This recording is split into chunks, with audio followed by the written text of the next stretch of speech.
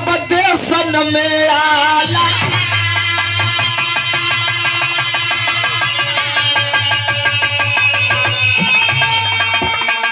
अरे जवान अरे सत्य शिरोमणि एक एक हुई नार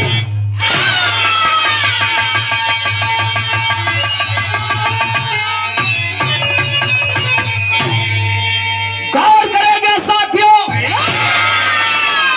यह हिंदुस्तान की धरती है। अगर इस धरती पर एक से बढ़ एक वैज्ञानिक हुए तो कहीं इस धरती पे एक से बढ़ एक ऋषि मुनि महात्मा संत पैदा हुए, एक से बढ़ दानी पैदा हुए, एक से बढ़ एक राजा महाराजा पैदा हुए। एक राजा का हम कहानी सुनाओ तुरंत बाटी एक लाइन गजल लगी, गजल का लाइन बा कौन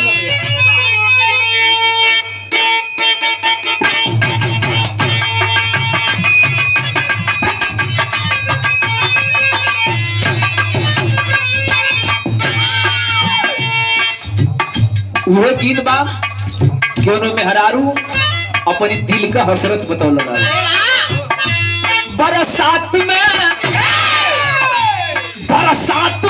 आएगा जब सावन का महीना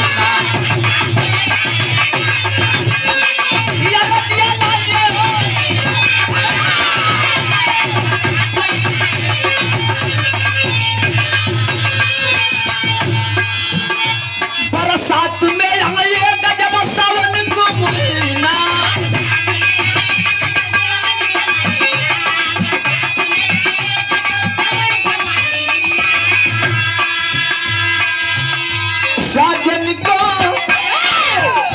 साजन को बनाऊंगी अंगूठी का नगीना साजन को बनाऊंगी अंगूठी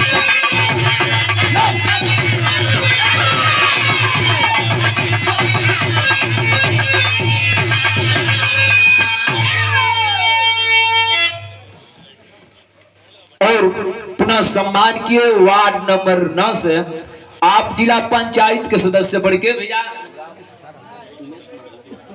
उमेश कुमार घुसिया जी आप बैठे हैं और हम लोग कलाकारों को सुन रहे हैं। हमारे लिए बहुत सौभाग्य की बात है, इतना कड़ाके की ठंडी में आप लोग समय देते हुआ सुनत हुआ हमने आपको आभारी बाटिन जा और यह सम्मान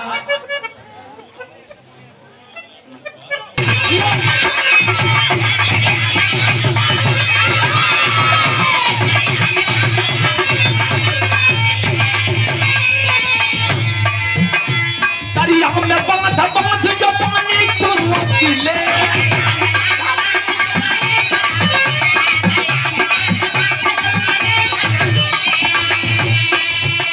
किसकी मजाल है कि जवानी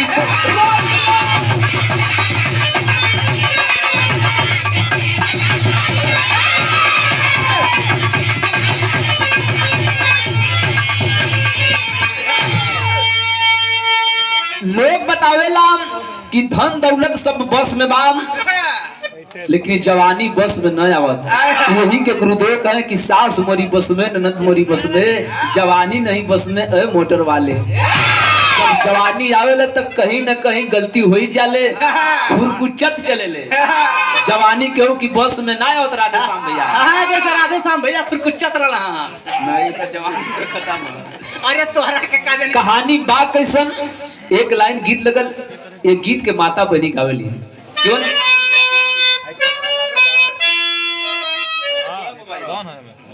हाँ ठीक हो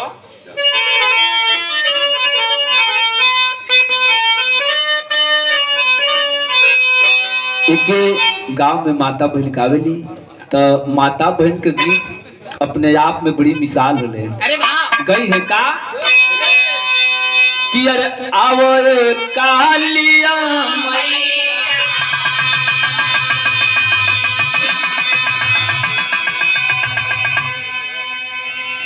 आजकल तो एक कुल गीत को उठा न हुए नई नई लड़की नई नई कुल धुन तरज गावत है लेकिन पहले का गावे कि अरे आवर कालिया मैया अरे बैठा हमारे आंगना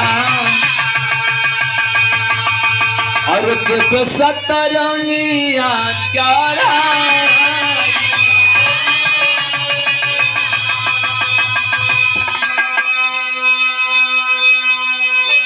तरह तरह के गीत बा। भैया बाबू साथी हो, जरा कहानी पर गौर करेंगे। ये कहानी बा के कर कि अरे उज्जैन नगरिया के कि अरे राजा हो भरथरी और खुल गए शिकार कती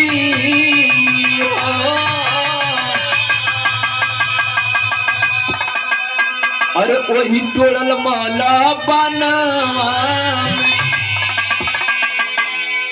कि अरे मिलल गोरखनाथ और बन जोगवा में रहल मालिनिया।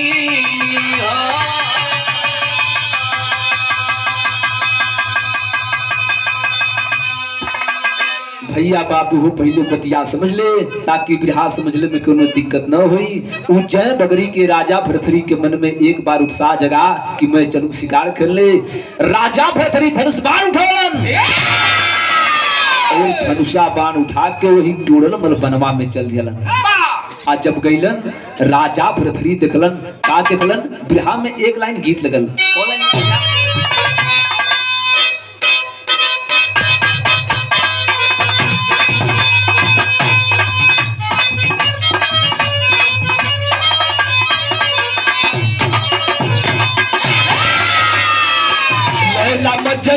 लैला मजनू तो बदन एक जान थे। लैला मजनू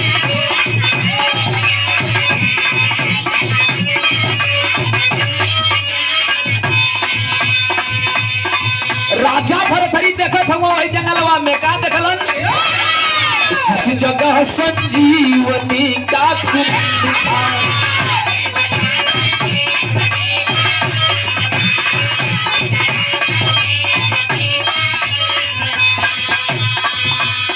उस जगह मंजुल मृगों का झुंड था। उस जगह मंजुल मृगों का झुंड था। उस जगह संजीवनी का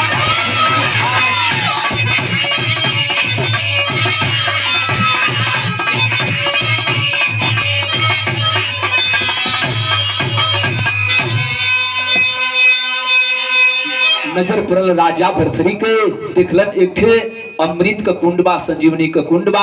वही कुंडवा के चारों तरफ हिरण का झुंड बा। उठा लिए राजा भरथरी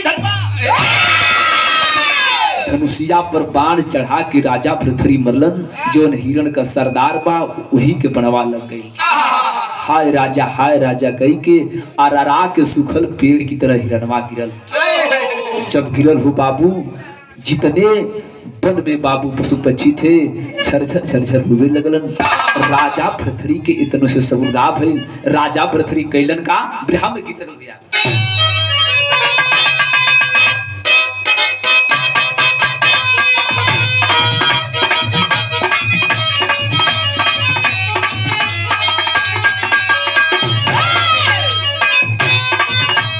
अच्छा सीला अच्छा सीला अच्छा सीला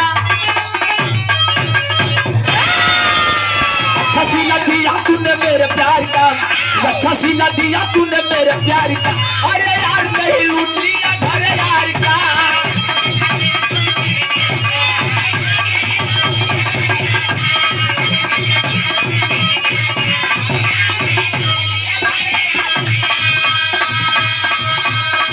बाहर राजा उज्जैन के राजा भरथरी आज तो साहस कर रहा है क्या। अरे मानवा में राजा हो की भोर चल दिए। मानवा में राजा हो की भोर चल दिए। अरे लेके लाश भरवा की ओर चल दिए।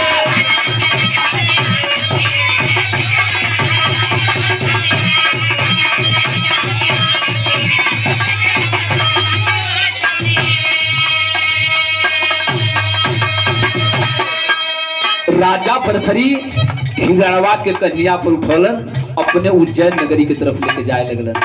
आज दशा का बात कि अरे सगरी हिरनिया बिलाप कर लगली।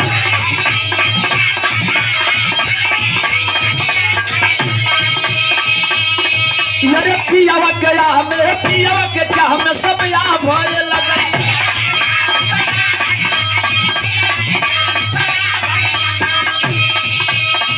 यार पीछे पीछे पीछे पीछे पीछे पीछे पीछे पीछे करके सब शेर चल दिए पीछे पीछे करके सब शेर चल दिए अरे लेके लाश धरावा की ओर चल दिए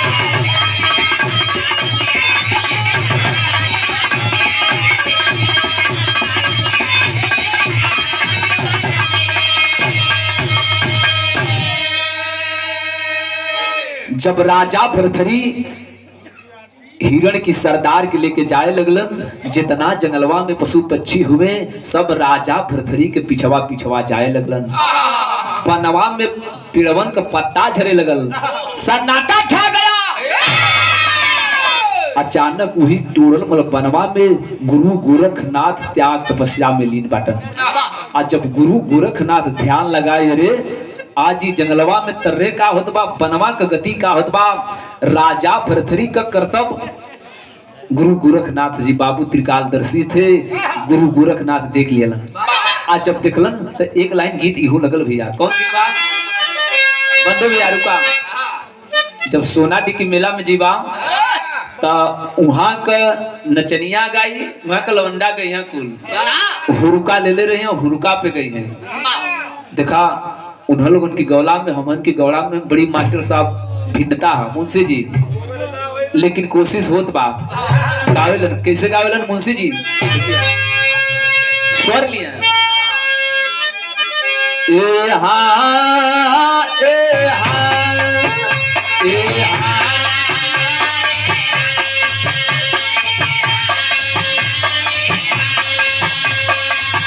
बोला बोला भाग्यश्री माई की ए हाँ ए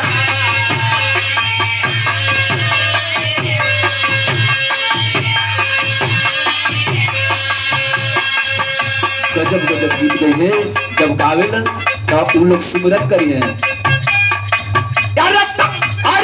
अपनी दुनिया के कर के सुमीरा ए हाँ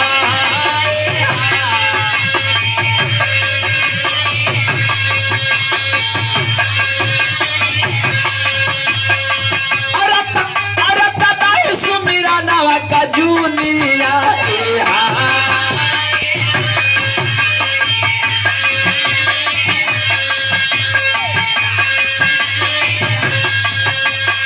जब गावेलन बंधु भैया तब गरिया निहुरी निहुरी अंगन रे बोले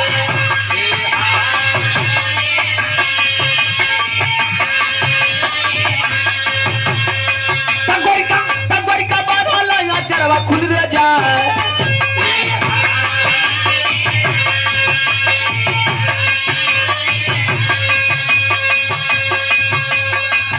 फूल रे गईलो पारी सारी मोरी अटकल दारी आया किया हो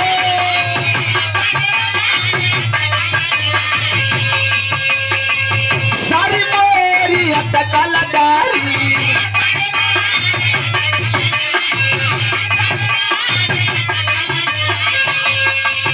यही मोरा यही मोरी सरिया उतारी हो किरिया डूबल जारी हो किरिया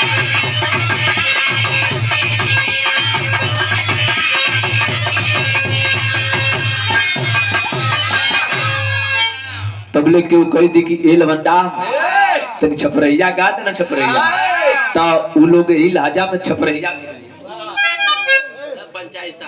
और पुनः पंचायत साहब वार्ड नंबर 9 से उमेश धुसिया जी की तरफ से लगातार सम्मान रहा और कलाकारों का यही उत्साह वर्धन है यह ऊर्जा यह एनर्जी है तो उन लोग कोई खेल होता तेरे छपरैया गाते ता उन लोग यही लहजे में छपरैया भी बताते छपरा सहारिया में आप गलरो जरा खावा देवर मोरा देवी भइले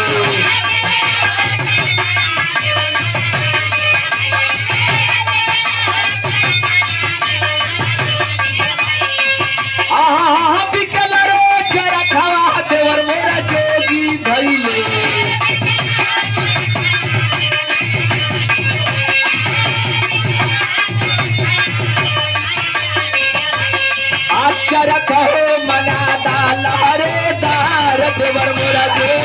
भइले चरखा हो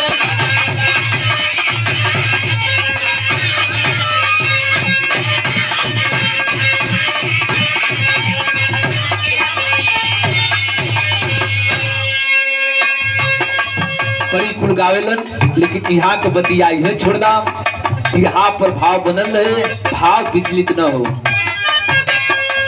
गुरु गोरखनाथ का ध्यान टूटल आज जब ध्यान टूटल गुरु गोरखनाथ देखलन का सगरो हिरनिया पीला खात हो गुरु गोरख देखल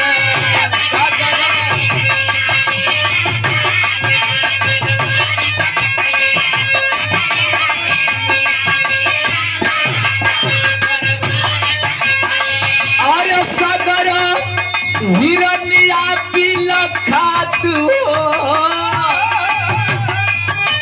गुरु गोरख देखल झरता पिपिन वही का बात हो गुरु गोरख देखल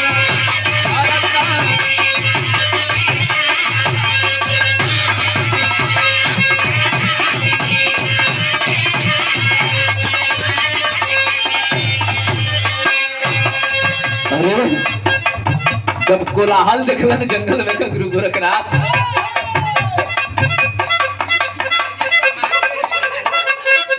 अभी लोग हंसत हो ऐसे राधे श्याम भैया कि भैया की बाबूजी का नाम कोलाहल गलती से कैलन का कि यार छोड़ के ऐसा ना धावे हत्या ही खरिया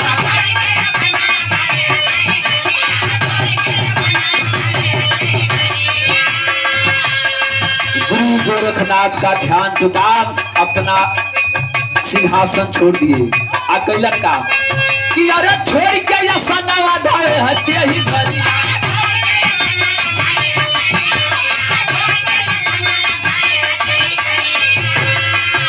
अरे रोक लिया राजा जी का जाई के कहरिया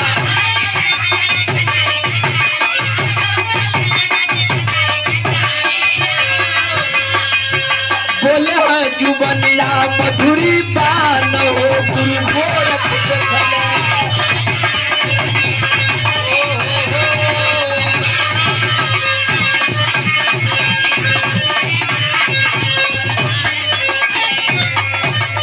भंगत कर बोला राजा भरथरी साधु संभल जाओ। उज्जैन नगरी में कोई ऐसा साधु संत या इंसान नहीं है जो राजा भरथरी की रास्ता को रोक ले। अरे मैं उज्जैन का प्रतापी राजा हूँ और तुम्हारा दुस्साहस कैसे हुआ हमारा मार्ग रोकने के लिए। और जनता का आशीर्वाद बने आप भारी मतों से विजय हो।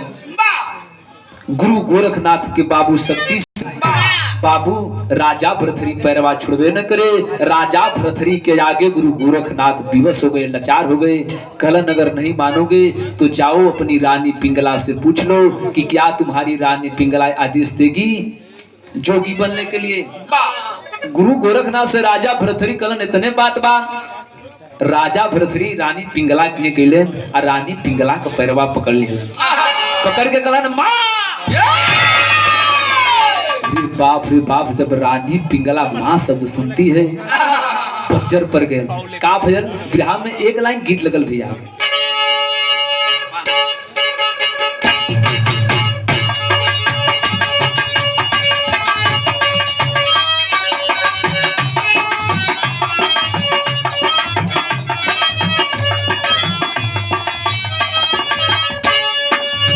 ये गीतिया बाप पहले जोगी लोग आवे गांव में फेरी लगावे तब उ लोग गीतिया के गावे केवनी कारणवा ये जोगी जोगा वारा मावाला अरे जोगा वारा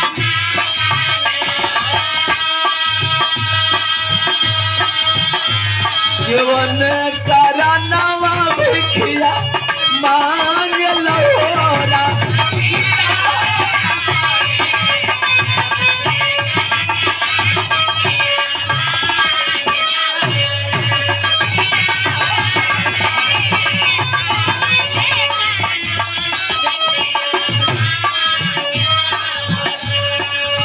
तो गुरु गोरखनाथ का शिष्य लोग जवाब दें, धर्म के कारणवा ये माई जोगा वारा मावाली अरे जोगा वा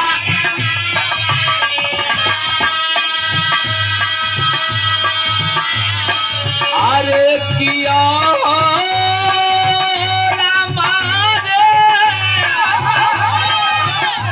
बेटा क्या करनवा भिखिया मांगी लहोरा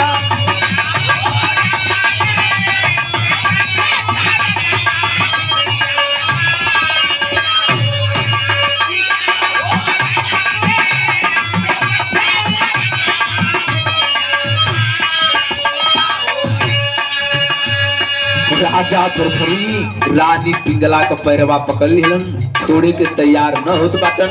रानी पिंगला से कहलन का, प्यार के रानी प्यार के पिजारा से छोड़ी दे तू सुगनावा ए रनिया छोड़ी दे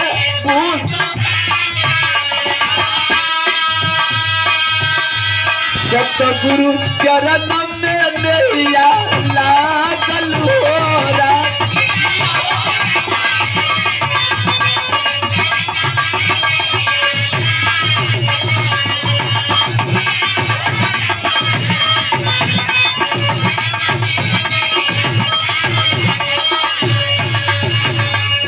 रानी हथवा में खाजरिया पैदा कनिया परलू करिया ए रनिया कनिया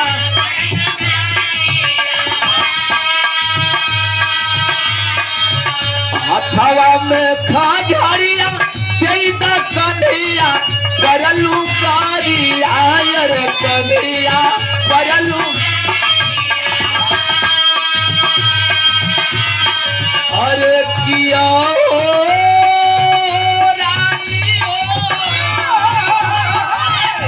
जोगी कांची घर में असिया लागल होरा।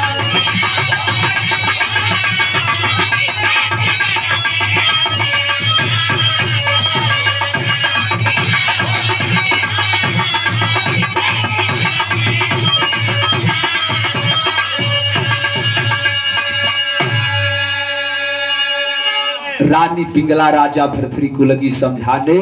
राजा भरथरी रानी पिंगला का कोनो बतिया न मलन। आज जब न मलन राजा भरथरी घूम घूम कर बाबू भिक्षाटन करने लगे, घूम घूम के फेरा लगावे लगलन, रानी से दूरी बनावे लगलन। इधर रानी पिंगला का चढ़ल जवानी तो हम बतौली कि जवानी केहू की बस में न रहले। अरे बाप सीलमती जवानी। रानी पिंगला कहे कि ई हमारी शरीरिया का तर्रे कवन हुई, आखिर इस उज्जैन नगरी का वारिस कौन होगा। रानी पिंगला के चिंता सतावे लगल। अरे बाप हमारी जिंदगी कटी कैसे भैल का बाबू।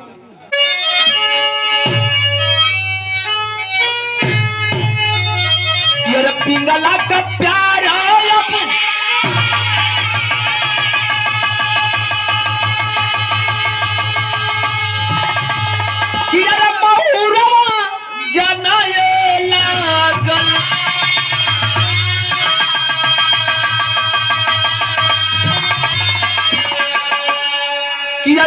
लगल काट के समान राजा धनिया।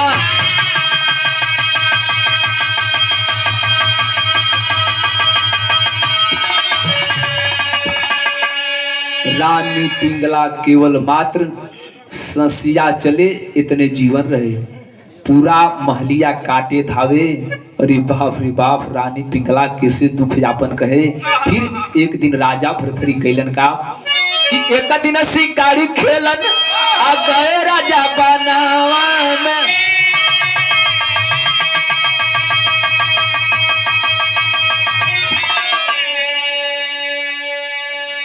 खेलन आ गए राजा बनावा में।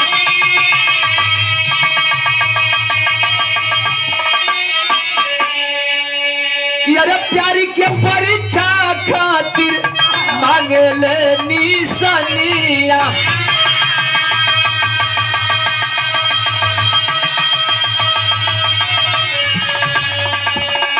भैया बाबू हो जरा गौर करबे, राजा भरथरी के मन में यह बतिया सतावे लगल कि हो न हो रानी पिंगला हमसे सचमुच प्यार करें। यही बतिया का परीक्षा लेबे बदे राजा भरथरी एक ठे काम कैलन। कौन काम कैलन? मन में भाव जगे लगल कि काहे न रानी पिंगला का परीक्षा ले लई। राजा भरथरी रानी पिंगला का परीक्षा लेबे बदे कैलन। का कैलन कि अरे जानवर के खूना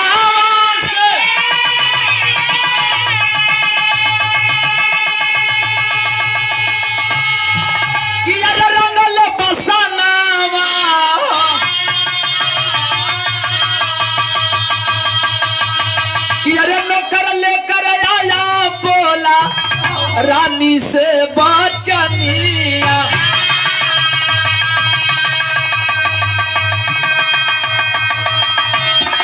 अरे खाई गई से राम राजा के पीछे बनवई में।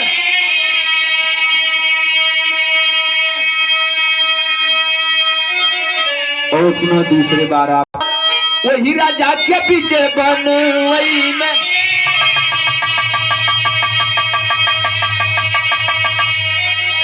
अरे मिट गई दुनिया से राजा के जीवनिया।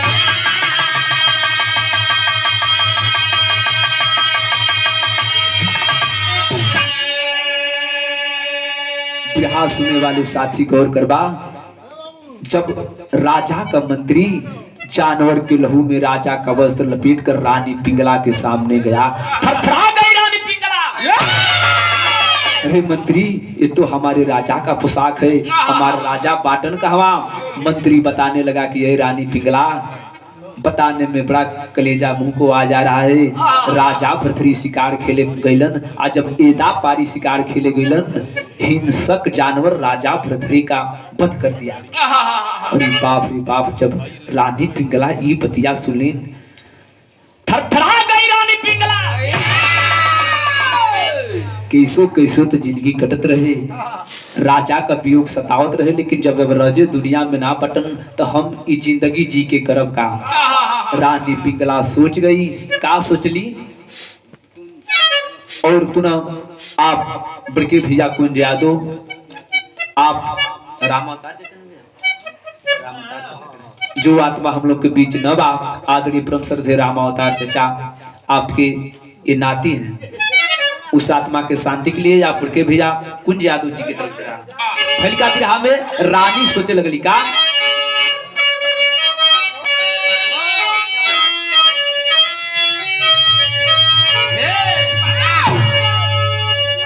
कि अरे सुनली जब कि राजा का मरनवा मनवा माने ना।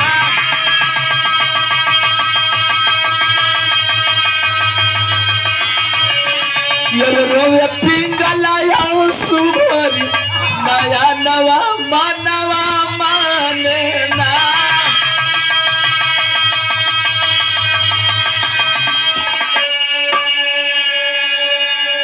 अरे बाप रे बाप, रानी पिंगला की रोले आरनबा, अब हम जी के दुनिया में करब का। टूट गई रानी पिंगला कि अरे पिया बिना जब दुनिया में,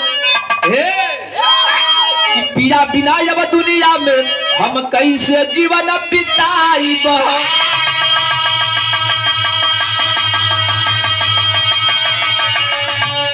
कि बन के विधवा वियोग विपत्ति हम तो जीवित न रही पाइब।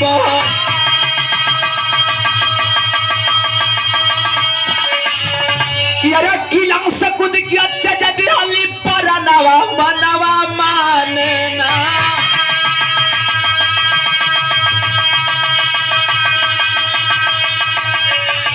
बच्चों पूरा कैली दिलवा के और मनवा मनवा माने ना।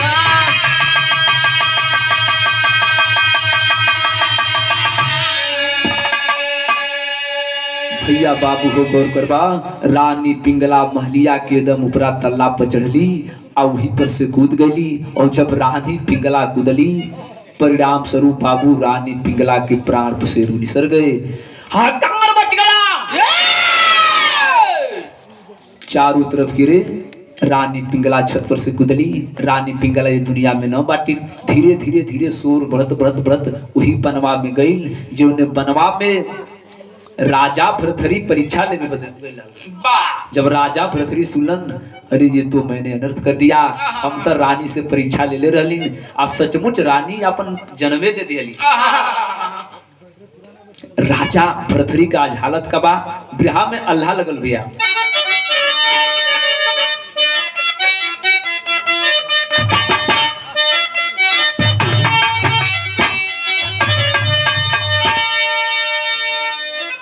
इहो गीतिया बा।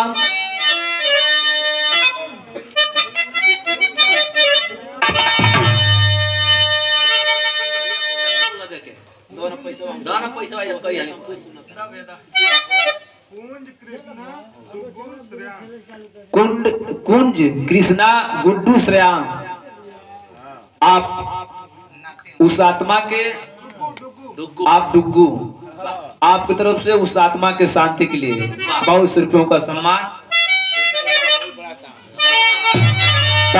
अल्लाह लगल पहले के पुरनिया दादा ये अल्लाह के गावे कि अरे बाबू का मरा नवा देखवा वही दिनवा अखर रही रवा। बाबू का मरा नवा देखवा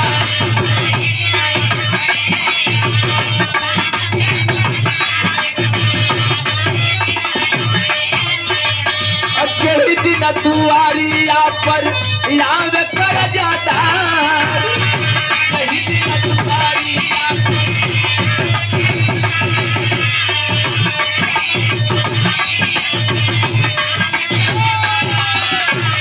बहिनी का मरा नवा देखबा, बहिनी का मरा नवा देखबा ओही दिनवा घरे अपन।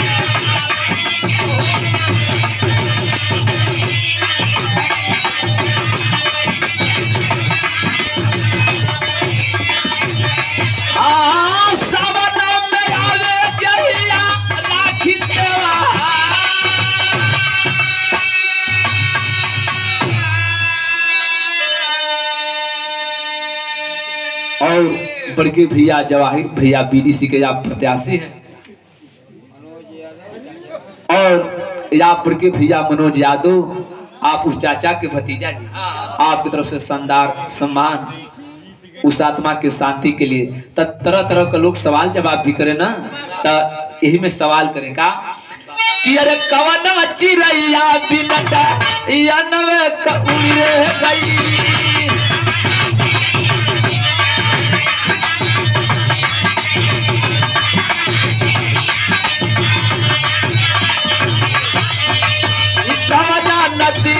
नहीं सुख बढ़िया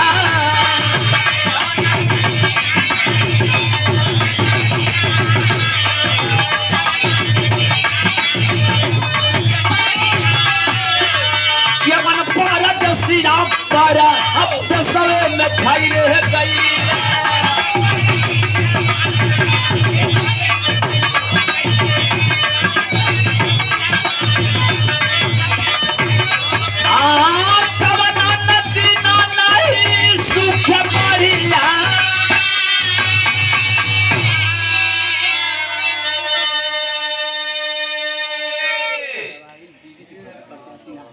और बड़के भैया जवाहिर बीडीसी आपकी तरफ से सम्मान,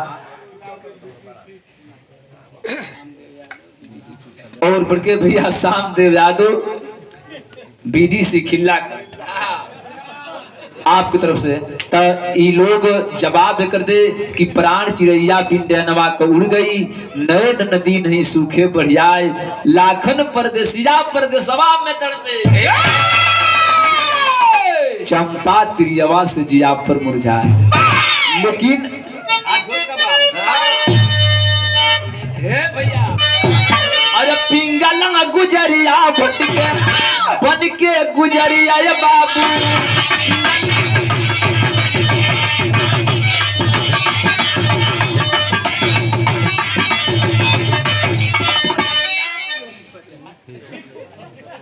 और ये जवाहिर बीडीसी का प्रत्याशी, अब जो बच्चा लोग के जल्दी लिया हुआ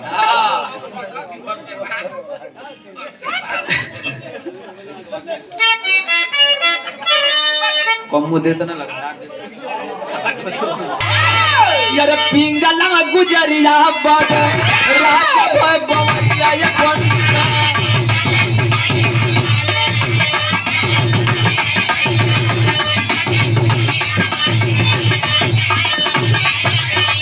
रानी का पियो गचला हिया बिहारा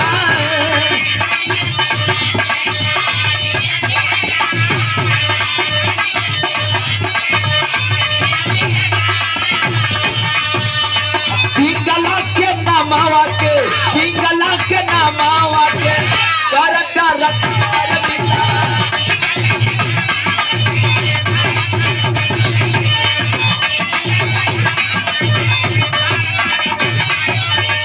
पहुँचे है राजा यसमा सनवे पर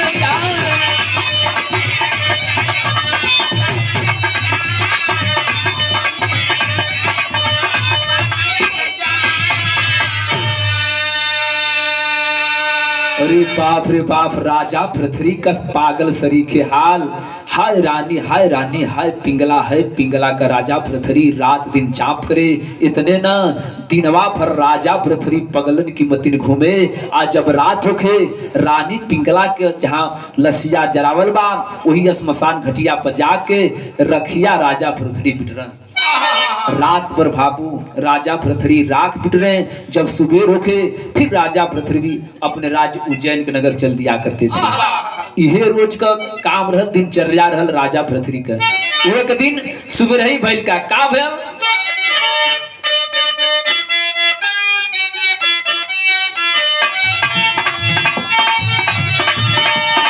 सब बदल फिर से गोरखनाथ मिलल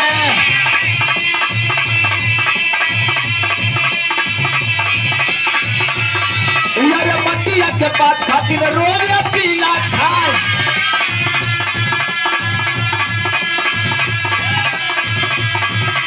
कहत मंगाई दई सोने का बटुकिया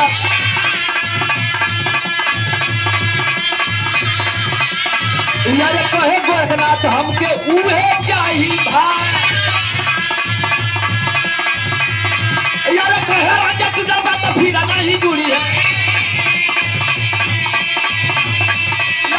राजा गुजर बात फिर नहीं जुड़ी है यार जोगा बस दीदी अरे तुरंत न जुड़ाए राम राम राम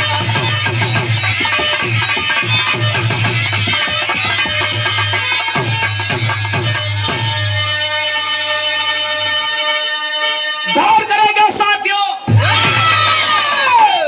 एक दिन सुबह की पहर जब राजा पृथ्वी स्मशान घटिया से अपने राज्य उज्जैन की तरफ चलन डहरिया में देखलन एक साधु सधुइया पुक्का फाड़ कर बतवा चमट कर बोले राजा पृथ्वी अरे साधु तुझे रोने का कारण बताना होगा अरे यह पूरा उज्जैन जानता है कि अगर सबसे बड़ी कोई विपत्ति आई है सबसे बड़ी यार कोनो आपत्ति आई बा तो उज्जैन की राजा पृथ्वी पर आई बा अरे बाप रे बाप उतना सुंदर हमार रानी पिंगला हम मजाक कैलिन हम परीक्षा लिहलिन हमारी परीक्षा लिहले हंसी का मतलब महल से कूद के जान दे देली उतना सुघर हमार रानी जवान रानी ये दुनिया में नहीं की ये दुनिया से छोड़कर चली गई हमके चिंता न बा तुहरी पर केवन विपत पर गिलबा की रुवत हला गौर करेंगे साथियों गुरु गोरखनाथ साधु की भेष में राजा पृथ्वी से कलन राजन जानना चाहते हो तो एक थे माटी का पतकी बा यह मटुकिया हाथवा से छूट गयल आ जब छूट गयल तो नीचवा गिर गयल आ जब गिर गयल तो मटुकिया फूट गयल यही मटुकिया खातिर हम रोवत बाली तब तो राजा पृथ्वी का गुस्सा और चढ़ गया कपारे पर डांट कर बोल पड़े राजा पृथ्वी अरे साधु एक नहीं दो नहीं चलो हमारे राजमहल में तो के 100 गो मटकी दे दे गुरु गोरखनाथ कलन की ना हमके 100 गो मटकी ना चाहिए कलन रे पागल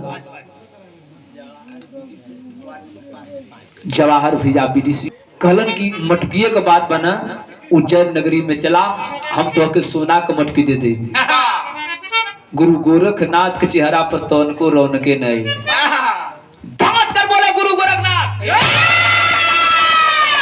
हे राजन, तुम्हारी सोने की मटकी नहीं चाहिए हमें। कहलन रे यार चलो मैं रजत युक्त मटकी दे दूंगा। चांदी का दे, कहलन की उहो मटकी न चाहिए। कहलन की चाहिए का? गुरु गोरखनाथ कहलन की अगर तोहरी में शक्ति बा तो यही मटिया के पतुकिया के जोड़ दा। थरथरा गए राजा भद्री। एक वह साधु विपिन में मिला था जो मरे हुए हिरण को जिंदा कर दिया, और आज यह साधु कह रहा है कि इस टूटी हुई पात को जोड़ दो। वही साधु होता तो आज इस मिट्टी के पात को भी जोड़ देता। गुरु गोरखनाथ बाबू ध्यान में अलन, कमंडल से पानी निकलन, पनिया से मरलन, बाहर हिंदुस्तान की नगरी और बाहर जोग बाहर शक्ति। मटकिया जैसा रहल ऐसा हो गया। आज जब भयल जाके गुरु गोरखनाथ का राजा पृथ्वी पैरवा पकड़ लिहलन। कहलन ए बाबा एक ठे काम न कर देता, एक ठे काम न कर देता। गुरु गोरखनाथ जी कहलन केवन काम? कहलन बाबा एक बार, बस एक बार हमारी रानी पिंगला के आप जीवित कर देता हो। एक बार हमारी रानी पिंगला के समनवा लियाई देता, हम रानी पिंगला का दर्शन कर लेती, आखिर रानी पिंगला से माफी तो मांग लेती। गुरु गोरखनाथ कहलन बाहरी मानो आज भी मोह में जकड़ा है, आज भी स्वार्थ के पीछे भग रहा है। इतना बतैले के बाद भी आज ये मानव के ज्ञान न बा। गुरु गोरखनाथ राजा पृथ्वी की बात सुने और यह प्रमाण मिलता है गुरु गोरखनाथ ने यह काम किया। क्या किया?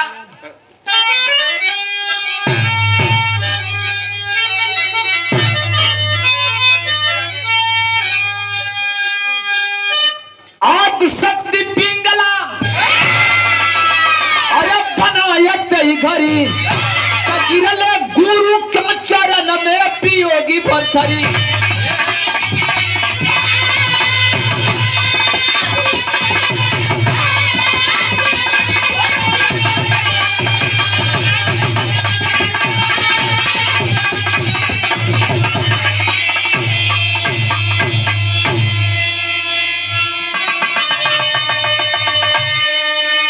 राजा पृथ्वी का बात सुन के गुरु गोरखनाथ ने यह काम किया।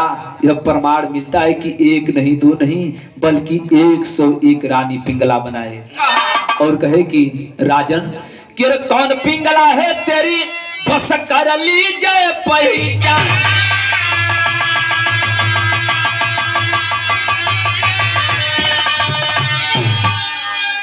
कल नहीं राजन, जाओ अपनी असली पिंगला को पहचान कर लो। और बाबू नीसू शिवम आपकी तरफ से सम्मान रहा। 101 पिंगला बनाए। राजा पृथ्वी सोचन की अकबरिया में पकड़ लें, ये पिंगला के पकड़े वो गायब, दौड़ के वो पिंगला के पकड़े वो गायब। गुरु गोरखनाथ कहें कि अरे मूर्ख मानो, ये माया की दुनिया है, इस माया की दुनिया से निकलो, साथ में कुछ न जाई, कर्म जाई, कमाई जाई, सच्चाई जाई। तबे तो लोग कहेला, केहू के उम्र जाला तो लोग कहेला कि चाहे तो फलाना बहुत बढ़िया रहला, बेचारा हंसते खिलत चल गई। आ केहू के उम्र जाई तो ये कह जाए धरती का बोझा आलू भाई भैया बुढ़ाई पर ले बुढ़ाई सही न रह कर कर कर कर दुआरी पकड़त रह तो यह कर्म है, यह कमाई है। राजा पृथ्वी दौड़ के रानी के पकड़े जा, तू तो माया का रानी खत्म हो जा। कई लन क्या कौन पिंगला है तेरी बस कर ली जय पही।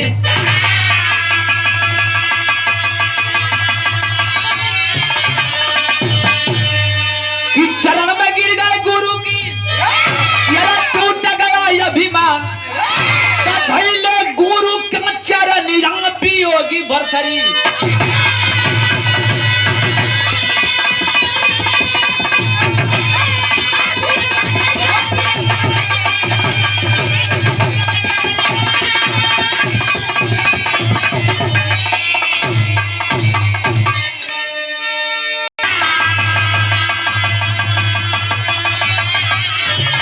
स्वर्ग प्याज बेचन जी का चोरी कोई नूमी, अरे भुलाई जो सतगुरु के रहिया,